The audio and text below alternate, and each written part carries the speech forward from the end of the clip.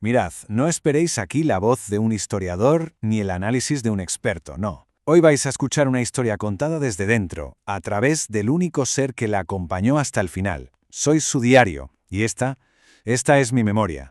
Así es como empezó todo entre nosotras.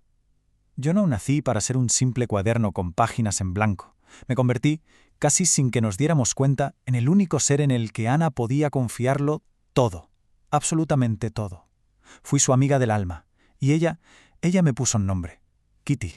Todo comenzó el día de su 13º cumpleaños.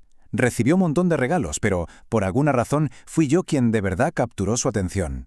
Y desde ese mismo momento, nos volvimos inseparables. Mis páginas pasaron a ser una especie de cofre del tesoro para sus pensamientos más secretos.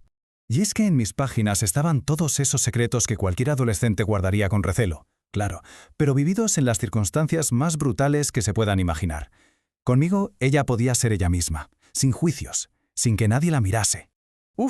En mis páginas Ana se desahogaba, pero de verdad, me hablaba de sus discusiones con su madre o de los celos que sentía a veces por su hermana Margot, a la que todo el mundo veía como la chica perfecta. Incluso le puso un apodo en clave al dentista con el que tenían que compartir habitación, Albert Dussel. Y claro, por supuesto, me lo contó todo sobre su historia con Peter Van Pels. Era la vida normal de un adolescente, solo que atrapada en un escondite. Pero toda esa normalidad, esa pequeña vida secreta que habíamos construido juntas entre mis tapas, se rompió. Y se rompió de la forma más violenta posible. Nuestra existencia silenciosa en la casa de atrás estaba a punto de terminar con el sonido del más puro terror.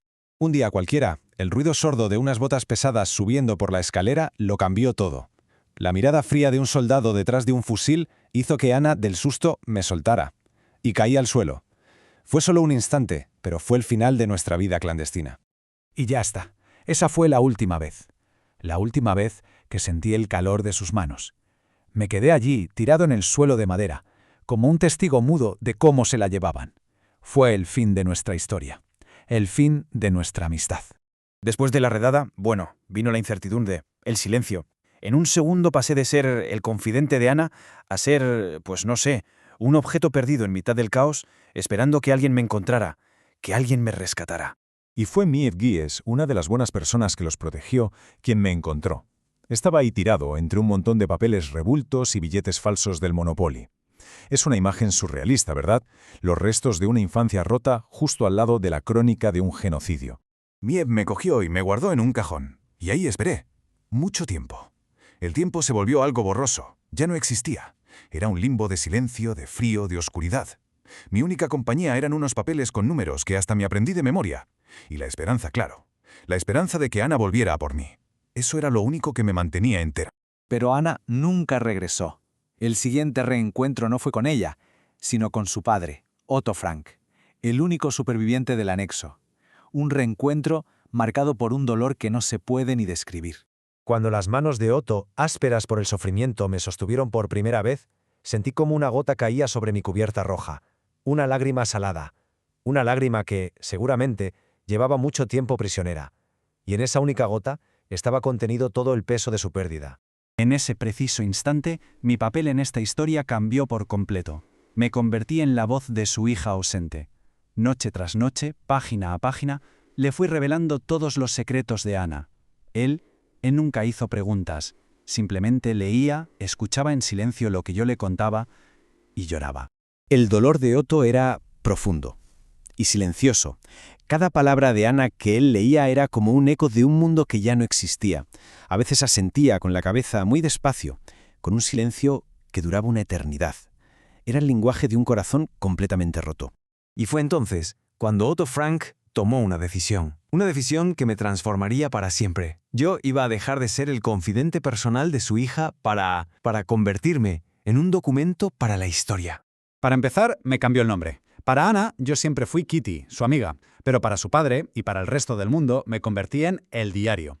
Un nombre más funcional, más público. Se perdió la intimidad, sí, pero se ganó un propósito mucho más grande. Otto también editó el contenido. Trazó líneas negras sobre pasajes enteros. Sentí cómo borraba las críticas de Ana a su madre, sus reflexiones sobre la pubertad. Supongo que lo hizo para proteger la memoria de su hija, o quizá para protegerse a sí mismo de sus confesiones más crudas. Y así Así empezó la última etapa de mi viaje. De ser un cuaderno escondido en un cajón a convertirme en uno de los libros más leídos de toda la historia de la humanidad. Pero al principio la idea fue rechazada. Los editores, de hecho, se hacían la misma pregunta que la propia Ana se hizo una vez en mis páginas. Pero bueno, ¿a quién le iban a interesar las reflexiones de un adolescente? Pero Otto no se rindió. Imposible. Llamó a todas las puertas, impulsado por una promesa que se había hecho a sí mismo. Iba a cumplir el sueño de su hija de ser escritora. Estaba totalmente decidido a que la voz de Ana no se perdiera en el olvido. Y la respuesta a aquella pregunta de los editores fue contundente.